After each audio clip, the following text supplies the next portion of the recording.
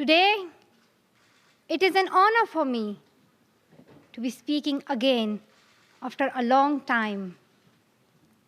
Being here with such honorable people is a great moment in my life. And it's an honor for me that today I'm wearing a shawl of Benazir Bhutto Shaheed. I don't know where to begin my speech. I don't know what people would be expecting me to say. But first of all, thank you to God, for whom we all are equal. And thank you to every person who has prayed for my fast recovery and a new life.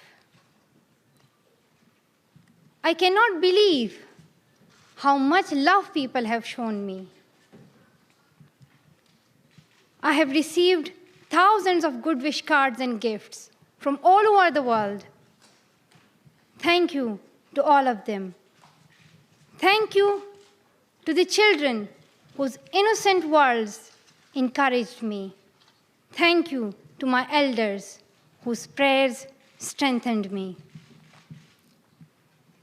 I would like to thank my nurses, doctors, and the staff of the hospitals in Pakistan, in the UK, in the UAE government, who have helped me to get better and recover my strength.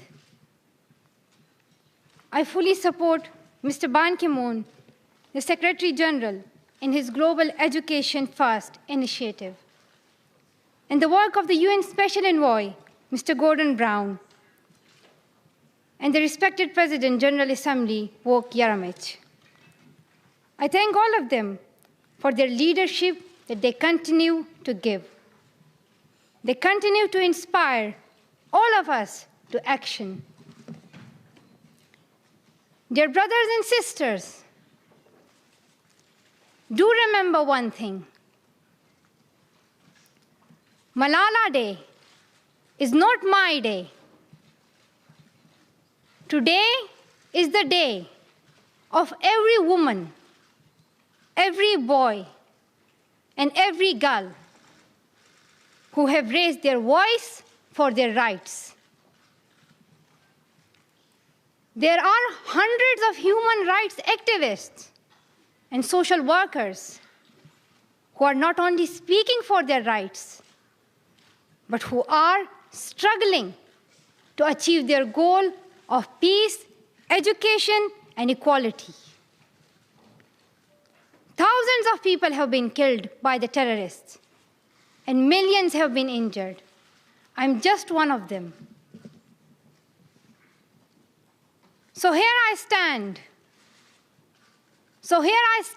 One girl among many. I speak not for myself, but for those without voice can be heard. Those who have fought for their rights. Their right to live in peace. Their right to be treated with dignity. Their right to equality of opportunity. Their right to be educated. Dear friends, on the 9th of October 2012, the Taliban shot me on the left side of my forehead. They shot my friends too. They thought that the bullet would silence us, but they failed. And out of that silence came thousands of voices. The terrorists thought that they would change my aims and stop my ambitions. But nothing changed in my life except this. Weakness, fear, and hopelessness died. Strength, power, and courage was born.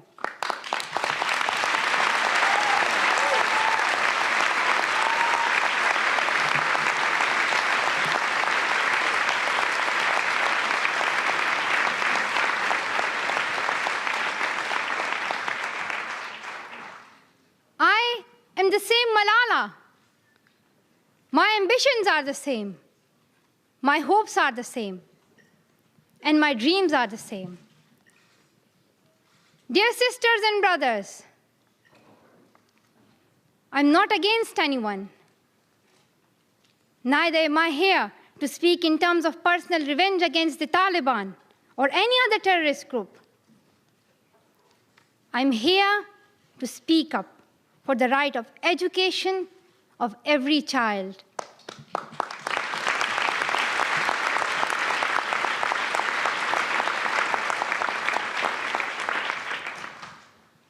I want education for the sons and daughters of the Taliban and all the terrorists and extremists. I do not even hate the Talib who shot me. Even if there is a gun in my hand and he stands in front of me, I would not shoot him. This is the compassion that I have learned from Muhammad, the Prophet of Mercy, and Jesus Christ and Lord Buddha. This is the legacy of change that I have inherited from Martin Luther King, Nelson Mandela, and Muhammad Ali Jinnah. This is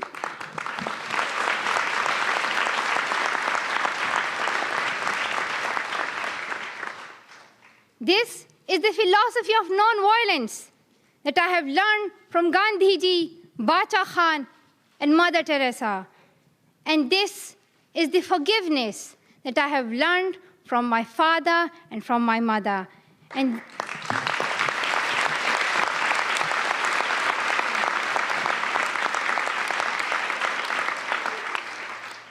this is what my soul is telling me. Be peaceful and love everyone. Dear sisters and brothers, we realize the importance of light when we see darkness. We realize the importance of our voice when we are silenced. In the same way, when we were in Swat, the north of Pakistan, we realized the importance of pens and books when we saw the guns.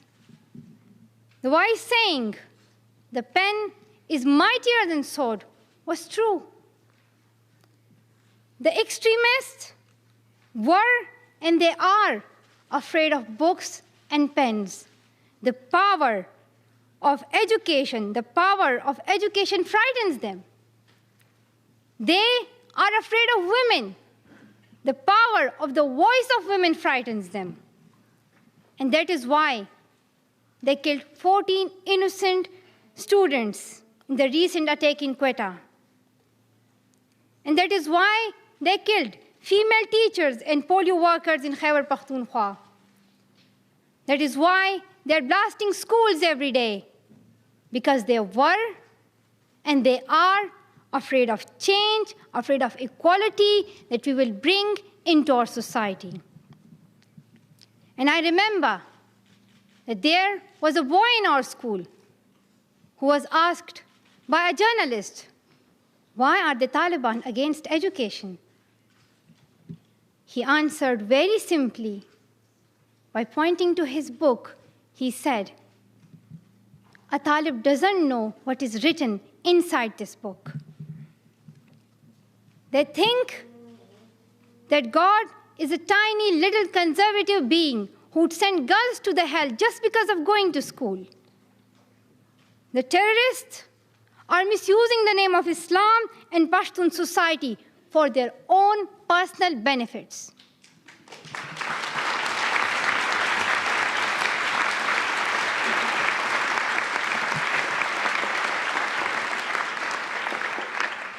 Pakistan is a peace-loving, democratic country. Pashtuns want education for their daughters and sons. And Islam is a religion of peace, humanity, and brotherhood. Islam says it's not only each child's right to get education, rather it's their duty and responsibility.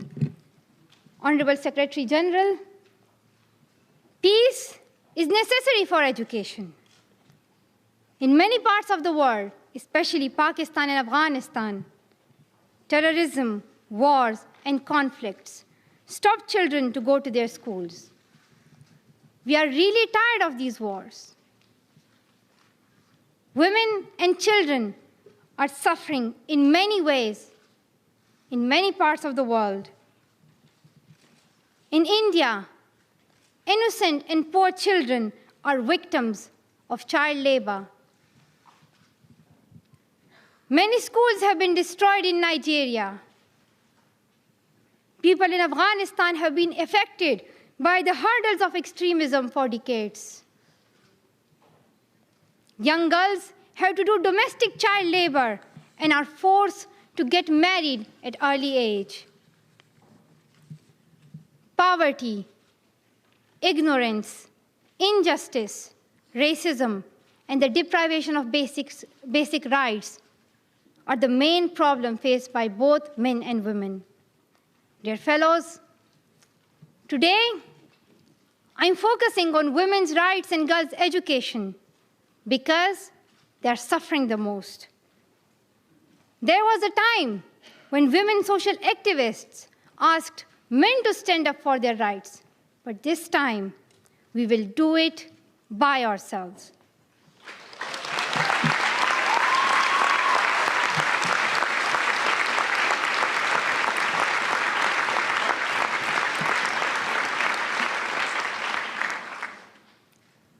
I'm not telling men to step away from speaking for women's rights. Rather, I'm focusing on women to be independent, to fight for themselves. So, dear sisters and brothers, now it's time to speak up.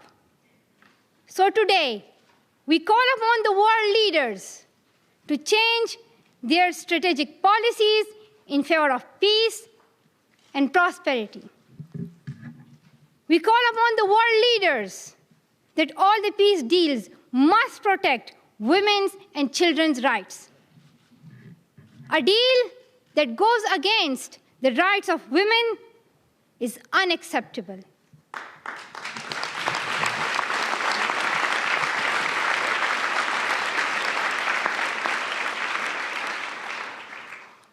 We call upon all governments to ensure free, compulsory education all over the world for every child.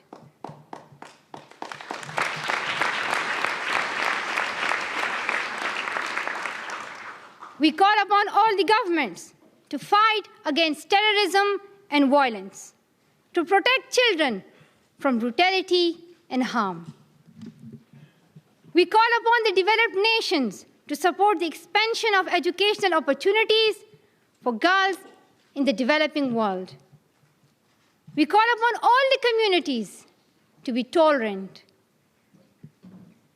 to reject prejudice based on caste, creed, sect, color, religion, or gender, to ensure freedom and equality for women so that they can flourish. We cannot all succeed when half of us are held back. We call upon our sisters around the world to be brave, to embrace the strength within themselves and realize their full potential. Dear brothers and sisters, we want schools and education for every child's bright future. We will continue our journey to our destination of peace and education. No one can stop us. We will speak up for our rights, and we will bring change through our voice. We believe in the power and the strength of our words. Our words can change the whole world because we are all together, united for the cause of education. And if we want to achieve our goal, then let us empower ourselves with the weapon of knowledge. And let us shield ourselves with unity and togetherness. Dear brothers and sisters, we must not forget that millions of people are suffering from poverty, injustice, and ignorance. We must not forget that millions of children are out of their schools. We must not forget that our sisters and brothers are waiting for a bright, peaceful future. So let us wage a global struggle against illiteracy, poverty, and terrorism. Let us pick up our books and our pens. They are our most powerful weapons. One child, one teacher, one book, and one pen can change the world. Education is the only solution. Education first. Thank you.